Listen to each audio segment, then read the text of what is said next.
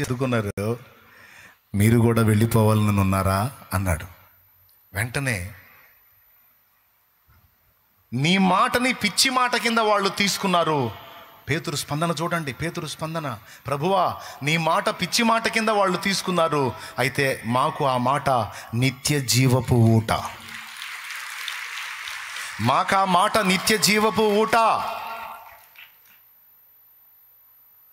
నీవే నిత్య జీవపు మాటలు గలవాటవు, నిన్ను వదిలిపెట్టి ఎక్కడికి పోవుదుము? నీవు దేవుని పరిశుద్ధుడవు. నువ్వు పిచ్చోడివి కాదు, నిన్ను పిచ్చోడు అనుకున్నాడు పిచ్చోడు. నీ మాటల్లో ఆంతర్యం ఉంది, అది జీవం కలిగిన మాట, మేము ఎరుగుదాం ప్రభువా అన్నాడు.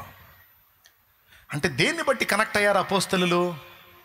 నీవు దేవుని పరిశుద్ధుడివి అంటే ఆయన పరిశుద్ధ దేవుని వ్యక్తిత్వాన్ని చూపించాడు. దేవుని యొక్క రాజసాన్ని, నీతిమత్వాన్ని, పరిశుద్ధతను, పవిత్రతను, ప్రేమను, ఆప్యాయతను, అనురాగాన్ని, మంచితనాన్ని, ఖచ్చితత్వాన్ని, ఎక్కడ కూడా రాజీ లేకుండా ఆయన వ్యవహరించిన తీరు వాళ్ళని ఆకర్షించింది.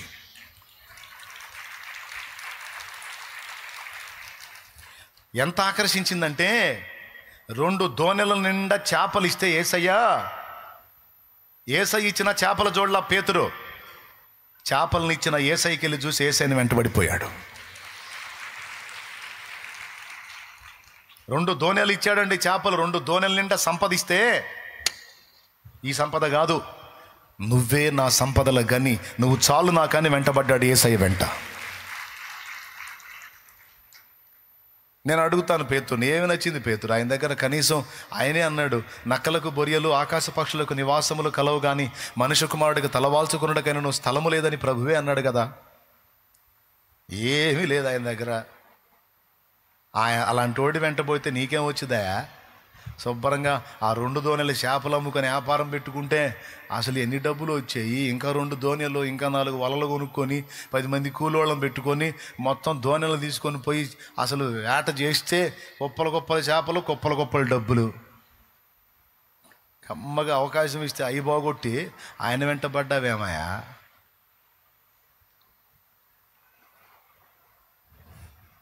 పేతురు తిక్కలోడు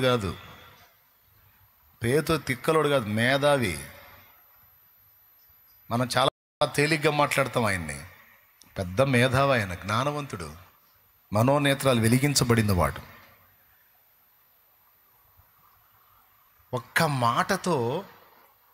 ఒక్క మాటతో పొరపాటును కూడా ఇక్కడ చేపలు ఉండని ప్రదేశంలో ఆయన ఒక్క మాటతో అన్ని చేపలు వచ్చినాయి. అంటే ఈయన సృష్టికర్త కాడా? ఈయన ప్రకృతిని శాసించే దేవుడు కాడా? అలాంటి వాడు నా కళ్ళ ముందుంటే నేను ఆయన వదిలిపెట్టి చేపలేంది చేపలు, నాకు ఆయన చాలు. నేను ఆయనతో ఉంటే ఇహమందు నాకేమున్నా లేకపోయినా శాశ్వత జీవంలో నిత్యమైనటువంటి సంపదల గని నా ప్రభువుతో నేనుంటే నాకేది తక్కువ అయినా పర్వాలా, నేను మాత్రం ఆయన వదలను. నాకు ఆయన కావాలి. ఎవరు కావాలి? మగ్దలీనా అడిగింది, యేసు అద్భుతాలు కావాలా, యేసు కావాలా? నాకు యేసు కావాలి.